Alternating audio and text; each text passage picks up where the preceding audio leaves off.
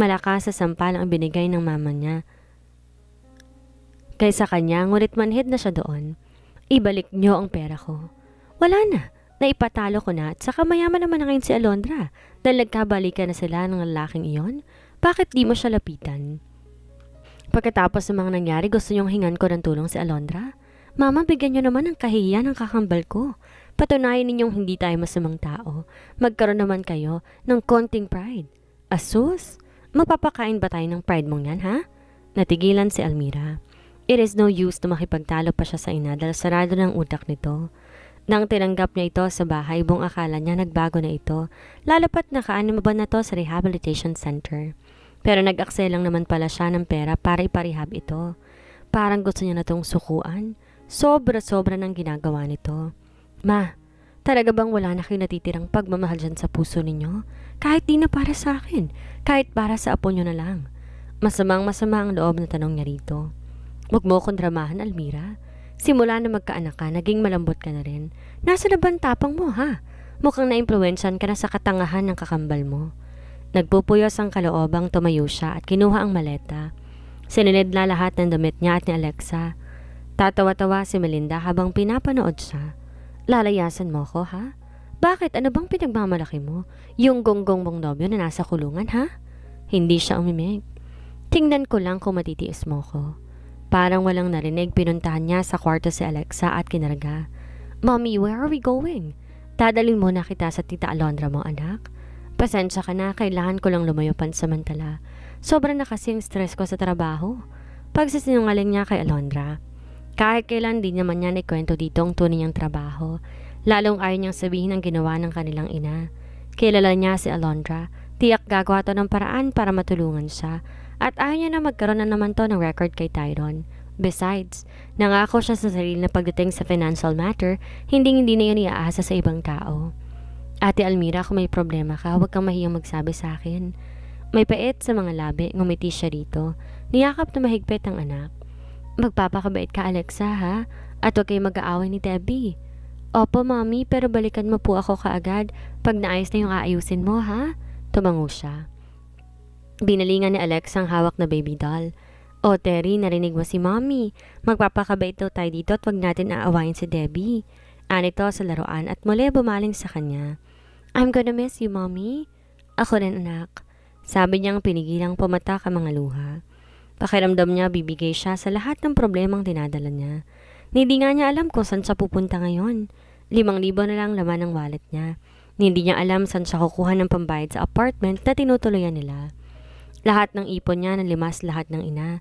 Kaya't nagpa siya siyang dalhin muna pansamantala si Alexa kina Alondra para makapagdilihensya siya na maayos. Kakausapin niya ang bar na pinagtatrabahuhan niya. Handa na siyang mag all the way sa mga kliyente na nagkakagusto sa kanya basta kayang taasan ng bar ang pinagtatrabahuhan niya. Gagawin niya ang lahat, may tayak lang na ayos ng buhay ni Alexa. Nang makabalik na sa korte ay pinatakbo niya yon ng malinaw na walang patutunguhan. Iniyanto ni Almira ang kanyang sasakyan sa tapat ng dati niyang pinagtatrabahuhan na bar. Noong nagtatrabaho pa siya rito, never nakita ng mga customers ang mukha niya dahil pole dancer lang siya at never siyang nakitable sa kahit na kanino. Besides, nakamaskara ang mukha niya sa tuwing magsasayaw siya. Tanging ang maalindog na katawan lamang niyang pinakikita niya. Kahit sino walang nakakaalam sa sekreto niyang trabaho na to maliban kay Alex. Actually, dito niya nakilala si Alex dahil nagtrabaho to bilang isa sa mga waiter dito noon. Napaismid siya na maalala ang mga kahibangan niya kay Alex. Ano bang meron ng lalaking yon at nahumaling siya dito? Hey Almira, naligaw ka. Kamusta na ang bilyonaryo mong syota? Anang isang dating kasamahan sa trabaho na si Joy nang makita siya. Lumapit siya rito at naupo. Tinawag niya ang waiter at umorder ng isang shot ng tequila. Mabilis niya itong tinungga at saka umorder ulit ng isa pa. Wala na ba kayo ng mayaman mong jowa, ha? Or nalaman niya ang tunay mong pagkatao kaya hiniwalayan ka niya? Pangulit ni Joy. Halatang ayaw siyang tantanan, ngunit hindi niya sinasagot ang mga tanong nito. Ikaw, tumanda ka na't nangalubot dito sa maingay na lugar dito. Ngayon, chismosa ka pa rin? May sarcasm sa tonong sabi niya rito. Uminom ka na nga lang? Wala ka bang customer ngayon? Matumal ang bentahan ko ngayon ah. Sabi mo nga, eto't nangungulubot na ang mukha ko. Sabi pa nito. Sinindihan nito ang hawak na sigarilyo na tumingin sa kanya. Tagal mong nawala ah. Nakapagbagong buhay ka bang talaga? Pwede ba uminom na lamang tayo? Sabi niya rito. Kumuha ng sigarilyo sa kahang nakapatong sa mesa, nakasande sa hawak na sigarilyo ni Joy. Ano bang pago dito? Wala, dati pa rin. Matabang na sagot nito sa kanya. Wala ka na bang planong umalis dito? Mapakla ang naging ngiti nito.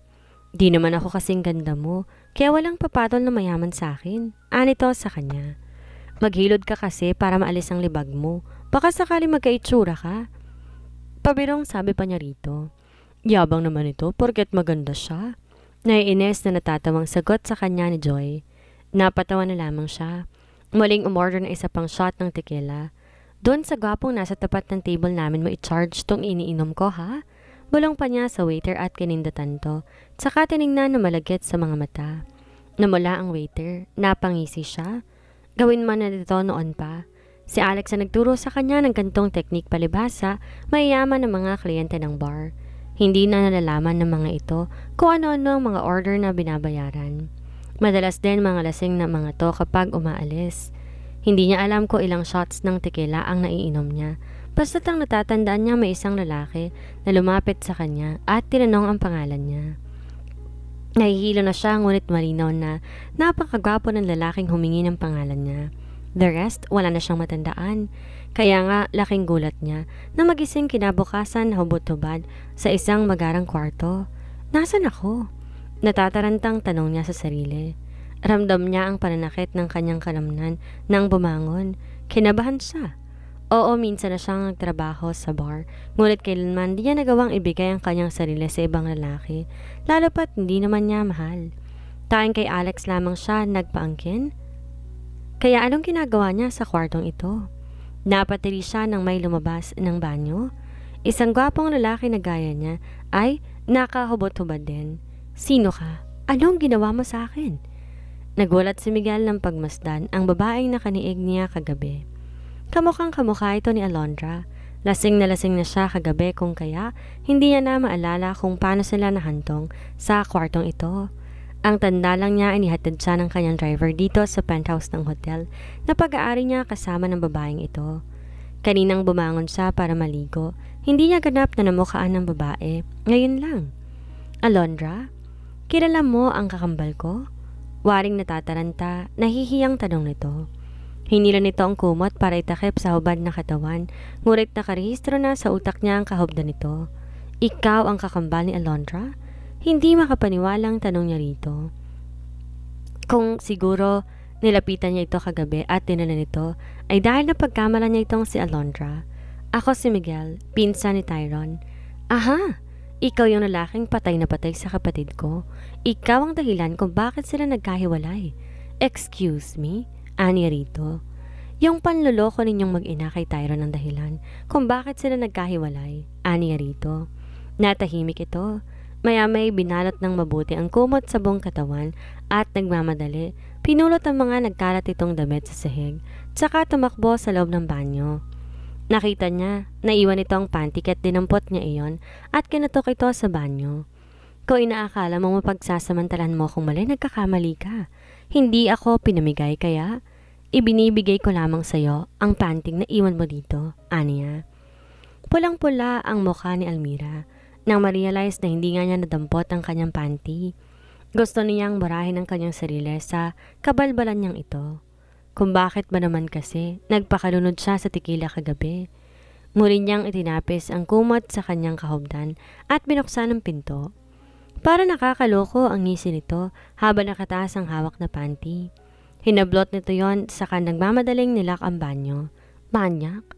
Bubulong-bulong na sabi pa niya. Binuhay niya ang shower at napapaiyak na tinapat niya doon ang kanyang katawan.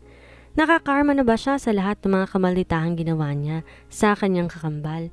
Kaya sunod-sunod na kamalasan ang nangyayari sa kanya ngayon? Sa isang iglap, nawawa niyang ibigay ang kanyang sarili sa hindi nakilalang lalaki? Daig pa niya ang isang prostitute.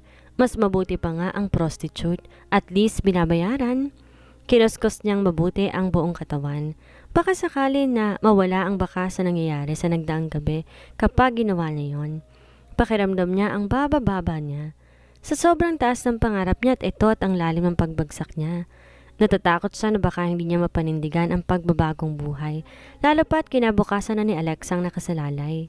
Sang kamay ng Diyos kaya kukunin ng pagpapaaral sa anak kung di siya kikilos. Winaldas ng lahat ng mama niya ang naipon niyang pera para sana makapagsimula ng isang maayos na negosyo. Pinangako niyang mapapatapos niya si Alexa sa isang maayos na paaralan. Alam niya nagmukha itong kawawa. Ayaw niyang maranasan ng mga naranasan niya nung nag-aaral pa siya. Kung bakit naman kasi napakababa ng sweldo dito sa Pilipinas. Hirapan tuloy siyang makakuha ng maayos sa trabaho. Hindi naman siya po pwedeng mag-abroad. Di niya kakayaning mawalay sa anak. And speaking of anak, tiyak hinahanap na siya ngayon ni Alexa. Nagmamadali niyang tinapos ang kanyang pagligo. Paglabas niya ng kwarto wala ng lalaki ngunit naiiwan tong sobre sa ibabaw ng kama. Kunot noon niyang binasa ang note na nakalagay doon. Para sa'yo. Tipid na nakasulat sa maliit na papel. Curious, binuksan niya ang sobre at may makapal na lilibuhin doon. Binilang niya yon 50,000 pesos. Sinilid sa bulsa niya. Wala siya sa posisyon para lang pairalin ng kanyang pride. Malaking bagay ito para sa kanilang mag-iina. Napapaiyak naman siya habang naglalakad palabas ng hotel. Ate, may problema ba? May ginawa na naman bang kalokohan si mama? Nag-aaral lang tanong ni Alondra sa kanya nang sunduin siya sa bahay ng mga ito, si Alexa. Nako, wala. Pagkakaila niya dito. Alam niya abala ang kakambal sa nalalapit nitong pakikipag isang dibdib kay Tyron kung kaya't ayaw niya itong bigyan ng problema. Besides, ngayon na nga lamang siya bumabawi sa lahat ng mga kasalanan na nagawa niya sa kapatid. Ate, alam mo namang nandito lang ako para sa inyo ni Alexa. Pagbibigay assurance ni Alondra sa kanya. Tumawa siya ng pagak. Mabait ka talaga. Sa kabila ng mga nagawa ko sa'yo. Eto ka pa rin para sa akin kahit sigurado sobrang bless mo. Ani rito. Niyakap siya nito na mahigpit. Sa bagay, kaya pala pasalamat ka sa kamalditahan ko. Pabirong sabi niya rito. O siya, aalis na kami. Salamat ulit sa pag-aalaga kay Alexa kagabi. San ka nga nanggaling kagabi ha, Ate Almira? Kunot noong tanong nito sa kanya. May pait sa mga labi nang umiti siya. Nakipag-date lang. Pagsasinungaling niya. Halika na anak. Kinarga niya na ang bata patungo sa kanyang sasakyan. Kumaway pa siya kina Debet Alondra bago tuluyan patakbuhin ang sasakyan. Nang matiyak na nakatayo na sila, sa kanya hinayaang pumatak ang mga luha na kanina pa gustong kumawala sa kanyang mga mata. Mommy, are you crying? Dinig niyang tanong ni Alexa habang nakamasid sa kanya. Pinahid niya ang kanyang mga luha at sa pilitan na tumawa. Napuwing lang umiiyak na kaagad. Aniya rito. Humulokip-kip ito. Narinig ko kasi kayo kahapon ni Lola. Sabi mo kinuha niya yung perang itinabi mo? Pinandilatan niya ito ng mga mata. I hope hindi mo na naikwento si Tita Alondra at Tito Tyron mo. Umiling ito. Nakahinga siya na maluwag. Naalala niya ang perang iniwan na nakasex niya kagabi. Malaking tulong yun lalo pat bayaran naman na ng kuryente, tuition fee ni Alexa at renta sa bahay. Nak, kailangan ulit bumalik sa pagtatrabaho ni Mommy ha? Okay lang ba maiwan muna kita kina Tita Alondra paminsan-minsan? Tanong niya sa anak. Bahagya na itong tinignan saka muling ibinalik ang concentration sa pagmamaneho. Oo naman, Mommy. Ang sarap kayang matulog sa bagong bahay ni na Debbie. Ang laki-laki ng kama niya at saka ang dami niyang bagong toys. O anak, bawal ang mainggit ha? Paalala niya rito. Hindi ba sabi ko sa'yo yung inggit ang nagdala sa akin sa kapahamakan? Tumango ito at lumungkot ang mukha. Pero Mommy, may pag-asa po ba akong makilala ko ang daddy? Kagaya ni Debbie? Napakagat labi siya. Mommy, masama po bang mainggit kay Debbie kasi kasama niya na yung daddy niya? Di niya alam anong isasagot sa anak. Para ba niya ipapaliwanag dito na nasa kulungan ng tatay nito? Nak, yan ang isang bagay na hindi ko kaya ipangako sa iyo eh. Ang makita mong daddy mo kasi matagal na akong walang balita sa kanya. Napabuntong hininga na malalim si Miguel nang maalala ang kakambal ni Alondra. Lasing na lasing siya kagabi sa sobrang sama ng loob nang mabalitaan niyang tungkol kina Alondra at Tyron. Mahal talaga niya si Alondra at hanggang ngayon masakit pa rin sa kanya ang pagkabigo. Di niya akalaing maliit ang mundo. Natagpuan niya ang kakambal ni Alondra kagabi. Tumunog ang kanyang phone. Umikot ang kanyang eyeballs na makita sa screen ang pangalan ni Rochelle. Nakukulitan na talaga siya sa babaeng to. Tumayo siya at nilapitan ang kanyang secretary. Answer the phone. Sabihin mo ikaw ang bago kong girlfriend. Utos niya dito. Napakunot ang noo ng matanda niyang sekretarya. Just pretend, okay? Iritadong sabi niya rito at saka bumalik na sa kanyang mesa. Ilang sandali pa narinig niya na tong kausap si Rochelle. Pagkalipas na ilang minuto ay ang manaman niya ang tumatawag sa kanya. Napipikon na siya sa ama dahil alam niya, tinawagan na naman ito ni Rochelle pero para magsumbong dito. Gustong gusto ng papa niya si Rochelle dahil bukod sa very powerful ang pamilya nito, isang malaking isda ang mga kuwa sa larangan ng negosyo at ang pag-iisa nilang dibdib nangangahulugan na rin ng pag-iisang dibdib ng kanilang mga negosyo. Pero ewan ba niya? Kahit anong pilit ang gawin ng mga magulang niya sa kanya, hindi niya magustuhan si Rochelle. Isa pa, hindi naman siya interesado sa kung anumang posisyon dito sa Stevenson Corporation. Pinagbibigyan niyang ama ngunit kung siya ang masusunod, mas gusto niyang doon sa farm niya sa probinsya manamalagi. Sir Miguel, si Sir Tyron po nasa kabilang linya. Gusto raw po kayo makausap. Anang sekretary niya sa kanya. Masaya ako para sa iyo.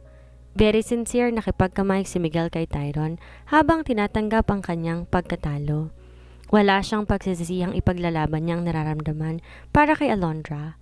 Ngunit ganun talaga, sa lahat ng laban, may nanalo, may natatalo. Ang mahalaga lumaban siya. No hard feelings? Tanong ni Tyron sa kanya. May pait sa mga labing umiti siya. Well, aminado ko may nararamdaman pa rin ako para kay Alondra. Pero ano magagawa ko kung ikaw ang gusto niya? Huwag mo lang sana siyang sasaktang muli. Tawango ito. For the first time, nakita niya ang ganap na kaligayahan sa mga mata nito at natutuwa siya para dito.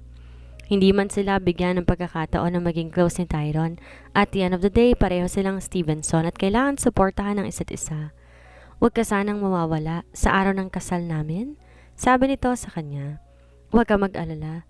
Sisiguraduhin kong nandun ako at least kung magbago man ang isip ng isa sa inyo, andun ako para kay Alondra. Pabirong sabi niya rito. Natawa si Tyron sa sinabi niya. Tubango siya at nagkibit ng balikat. Yeah, why not? Niyakap niya ito na mahigpit bilang tanda na tinutuldukan niya na ang anuman na sigalot na namagitan sa kanila noon. Baka panahon na para maging close sila ni Tyron, kagaya ng mga bata pa sila. At nang makaalis ito ay magaan ang kaloobang hinarap niya ang kanyang trabaho. Ilang sandali pa tinawagan na naman siya ng kanyang ama. Pa, what is it about this time? Waring nakukulitan ng tanong niya rito. Huwag niyong sasabihin si Rochelle na naman. Bakit ba siya pinagtataguan? Ilang beses ko bang sasabihin sa iyo kailangan natin siya para sa merging ng ating mga negosyo? Hindi mo ba naisip kanong kalaking tulong ang pamilya niya? Pa, please. Di ko kailangan maggamit ng tao para lang sa katuparan ng pangarap ninyo. Ano pa bang kailangan nyo? Hindi pa ba kayo masaya sa tagumpay ng mga negosyo natin? Masyado talagang mababa ang pangarap mo. If you're going to aim for a star, make sure it's the biggest star. Bulyaw nito sa kanya. Napabuntong hininga siya na malalim. He cannot handle the pressure anymore. Di niya alam kung ba't kahit anong gawin niya, palaging may kulang para sa paningin ng kanyang ama. All his life, wala siyang ginawa kundi i-please ito and yet, hindi pa rin tumasaya. Palagi pa rin siyang kinukumpara sa Kuya Daniel niya na namatay sa isang plane crash 10 years ago. Kesyo hindi siya kasing agresibo ng nakatatandang kapatid pagdating sa negosyo.